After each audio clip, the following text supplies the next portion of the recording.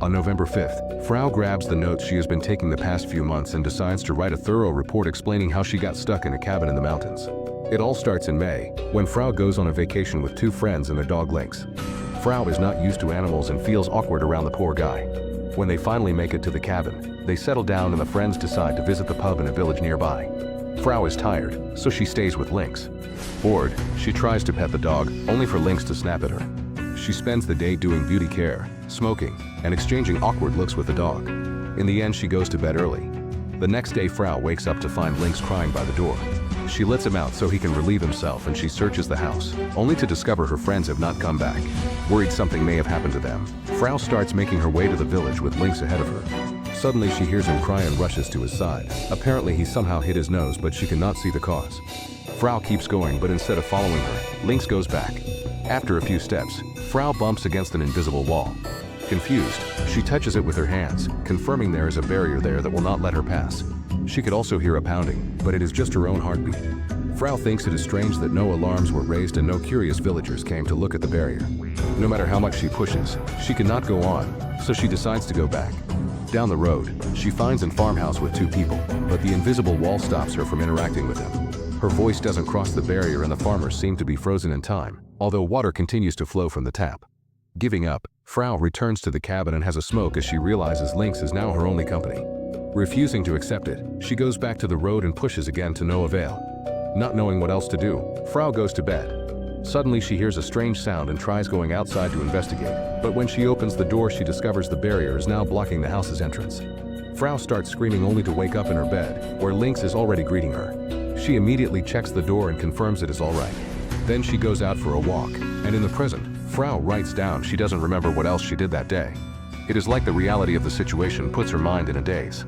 Frau returns to the cabin at 2 and gets her friend's binoculars to watch over the area. The couple at the farmhouse still has not moved and she concludes they are dead, same for the villagers. She thinks about her friends and wonders if she should have gone with them to reach the end together.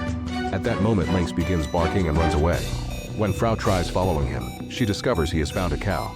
At first she hides in fear, but then she approaches the animal and befriends her, bringing her back to the cabin for milk. Frau names the cow Bella, pointing out she is both a blessing and a burden. The following day, Frau gets in her friend's car and drives down the road towards the village, hoping the speed will let her pass through. She can even see an abandoned vehicle on the other side, which gives her hope. Unfortunately, it doesn't work and the car crashes against the barrier.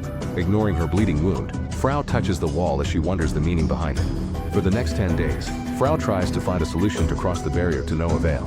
She finally faces reality and has a breakdown in bed as she accepts that nobody is coming for her. She even considers self-deleting, but she remembers her friends have stocked up the cabin with provisions and instead decides to try to survive to thank their memory. The supplies include tons of wood and some potatoes, so Frau brings them outside and starts her own potato farm. Lynx digs along, determined to help. As days pass, Frau winds the clocks every morning and keeps track of the date by crossing off a calendar. On May 30th, it rains all day, so Frau decides to stay inside. However, she starts hearing a weird noise and goes to check with a knife in hand, only to find a wet cat meowing outside. The cat also gets adopted and now Frau has 3 animal companions. Lynx has become her only friend in a world of loneliness. Eventually, Frau decides to try to hunt. She has never used a firearm before and when she tries shooting a deer, she gets injured by the recoil and the animal runs away in fear. As she wanders around, she finds the wrecked car again and checks the radio, but most of the stations have static and only one has music. She also finds a map, so she decides to follow it and try to reach the valley. Lynx comes along and they walk for many hours until they find an abandoned truck. Frau tries approaching it, but unfortunately the barrier gets in the way and they have to go back. After lots of exploring following the map, Frau memorizes the different areas inside the barrier. Now she can take the quickest roads to the valleys, allowing her to come and go in the same day without abandoning the other animals for long. Sometimes she finds other cabins, but they are always empty. At least she can take useful objects from them. Lying down on the grass with Lynx under the warm sun and listening to the singing birds becomes a transformative experience for Frau, who now feels more connected to nature. This makes her feel guilty when she tries hunting again, but she needs the deer meat to survive. At night she has trouble sleeping as she remembers the way the deer rolled in pain before dying. She never takes notes about her first hunt because she feels disgusted by it. One night, Frau has trouble sleeping because of the very loud thunderstorm. The next morning she hears a noise coming from the cabinet and opens it to discover the cat has given birth. The kitten is white, so Frau names her Pearl. She starts as a small scruffy thing, but eventually Pearl grows into a beauty. Frau realizes she spends her time concerned about the animals, not to panic about her own situation, and that she has replaced the responsibilities of her old working life with the responsibility of caring for her furry friends. On July 20th, Frau starts harvesting the hay in the meadow while Lynx silently supports her. It hurts her hands and tires her body, but she still carries the hay back to the cabin every day. On the way back, she always checks on the farmhouse, but the barrier is still there. Between the weather and her physical limitations, it takes her around 3 weeks to harvest the entire meadow. Frau starts realizing how hard it is to survive and cries, but she still doesn't self-delete because she doesn't want to abandon her animals. She is hit by depression and it takes her another 2 weeks to go out to live again. In the forest, she finds fruits on the trees and other vegetables in the ground, allowing her to gather enough food to last the whole winter. Now Frau and her pets enjoy much better meals. One day, Frau discovers strange clothes hanging on a tree and stares at them in fear. However, it is only a nightmare. Autumn is supposed to be her favorite season, yet she has trouble sleeping and the nightmares get worse. She catches the flu and spends most of the day tired. Thankfully, Lynx is always there to cheer her up. Frau is amazed by how he is never in a grumpy mood and often hugs him to thank him for his company. In the present, Frau reveals that Lynx is gone, yet she still finds herself talking to him when she goes on walks. On October 27th, the first snow falls, but it only lasts a few days. Then warm winds come, making noise all day and night long. It becomes even harder for Frau to sleep. The wind lasts 3 days, and when Frau finally leaves the house again, she finds Pearl dead outside. The cat is given proper burial under Lynx's supervision. Later in the middle of winter, Frau sees a fox by the stream and gets ready to shoot, but she doesn't do it. She cannot stop thinking about Pearl's death and how she is the only creature in the forest with the concept of right and wrong. In the end, she chooses mercy. In the cabin, Frau brushes Bella every day, thinking of her like a sister now. She notices the cow has become very round and wonders if she is pregnant. Eventually, Frau has no choice but to go hunting again, and the feeling of the deer's heart in her hands when she cleaned it makes it hard to sleep at night. On January 11th, Frau notices Bella is bleeding a little and keeps an eye on her all day. In the evening, she helps Bella give birth to an adorable calf. The winter days pass full of heavy snowstorms.